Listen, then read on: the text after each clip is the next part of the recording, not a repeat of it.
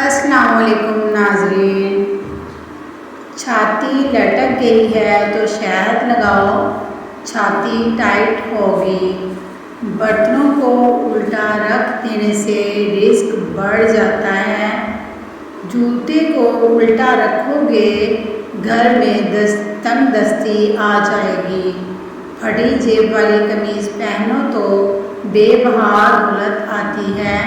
طہارت کر کے گھر سے نکلو، خالی ہاتھ نہیں لوٹو گے۔ بوڑھی عورت سے ٹکرا جاؤ تو رئیس بن جاؤ گے۔ کسی گڑھے میں گر جاؤ تو یہ آفت کی نشانی ہے۔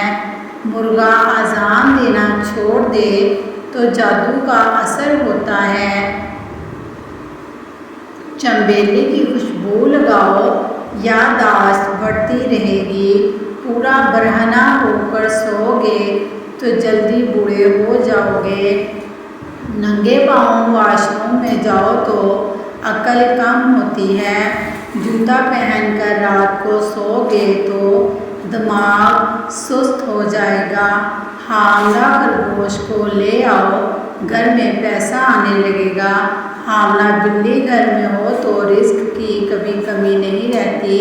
گھر میں کچھوا ہو تو گھر میں کبھی چور نہیں آتے۔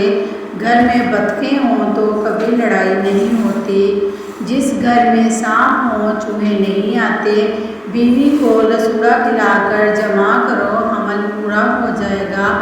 بیوی کے بال کھول کر جمع کرو، طاقت کم نہ ہوگی۔ نہار منہ شہد چاٹ لیا کرو، سارا دن شوگر نارمل رہے گی۔ مور کے پر گھر رکھو، برکت آئے گی۔ کوئی بھی پھل جیب میں رکھا کرو، رزق آئے گا۔ گیس پر بنی روٹی انسان کی طاقت کم کر دیتی ہے۔ لکڑی کی آگ پر بنی روٹی طاقت بڑھاتی ہے۔ تنور کی روٹی کھاؤ، عمر میں اضافہ ہوگا، جوان رہو گے۔ تنگ کپڑے پہن کر سو تو جوڑوں کا درد ہوتا ہے۔ جو عورت بال باندھ کر رکھتی ہے جوان رہتی ہے، جو عورت بال کھول کر رکھتی ہے بوڑھی ہو جاتی ہے۔ پھٹکڑی ناک میں رکھو، چربی پگھلنے لگ جائے گی۔ کالی مرچ چھڑک دو، چوہے نہیں آئیں گے۔ کم سونے سے انسان کی عمر کم ہونے لگتی ہے۔ روٹی سے پہلے ہچکی لگے تو دولت کی نشانی ہے۔ نہانے سے قبل خارش ہونا لمبی عمر کی نشانی ہے۔ واش روم کے بعد پانی پیو گے تو بیمار ہو جاؤ گے۔ زیادہ وقت تک واش روم میں رہو تو بڑھاپا آتا ہے۔ زیادہ دیر باتھ روم میں رہو تو جوانی جاتی ہے۔ ابلے چاول کھاؤ، پیٹ اندر چلا جائے گا۔ چوٹ لگے تو برف لگاؤ، فوراً ٹھیک ہو جائے گی۔ پرانی قبض ہو تو پکی ہوئی خوبانی کھاؤ، قبض کھل جائے گی۔ جلد لٹک گئی ہے تو انار کھاؤ، جلد ٹائٹ ہو جائے گی۔ شام کو چاول کھاؤ گے تو جلدی موٹے ہو جاؤ گے۔ صبح کو چاول کھاؤ گے تو دماغ پھول جائے گا۔ جھوٹا اور بدنصیب ہے وہ مریض جو کسی انسان کو استاد ماننے کے بعد اس کے خلاف کوئی لفظ منہ سے نکالتا ہے۔ اپنے استاد کے خلاف بولنے والا انسان علم سے ہمیشہ محروم رہتا ہے۔ وہ جو بیوقوف کے ہاتھ کوئی پیغام بھیجتا ہے وہ اپنے پاؤں آپ کاٹتا ہے۔ بیوقوف کو اس کی حماقت کے مانند جواب مت دو، ایسا نہ ہو کہ تم بھی اس کے مانند ہو جاؤ۔ وہ بندہ خوش قسمت ہے جس کے حالات اس کے مزاج کے مطابق رہتے ہیں، مگر وہ بندہ زیادہ خوش قسمت ہے جس کا مزاج ہر قسم کے حالات کے مطابق ڈھلنے کی اہلیت رکھتا ہو۔ اگر آپ کسی مشکل کا شکار ہیں تو یہ ذہن میں رکھیں کہ جس مشکل میں آپ گرفتار ہوئے ہیں وہ آپ کے لیے صرف ایک حادثہ نہیں بلکہ اسے برداشت کرنے سے آپ نقصان کے بجائے نفع سے ہمکنار ہوں گے۔ محبوب کی طرف سے دل میں جو تشویش پیدا ہوتی ہے اسے محبت کہتے ہیں۔ محبت یہ ہے کہ محبوب کی محبت کے سوا ہر قسم کی محبت دل سے دور ہو جائے۔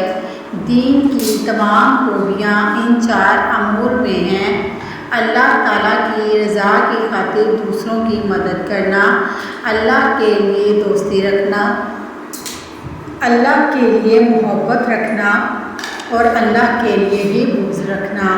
ہم قدرت کی اس تقسیم پر بہت خوش ہیں کہ جہانوں کو دولت اور ہمیں علم سے نوازا ہے، اس لیے کہ مال کسی بھی وقت ختم ہو جانے والی چیز ہے، مگر علم کی دولت فنا ہونے والی نہیں۔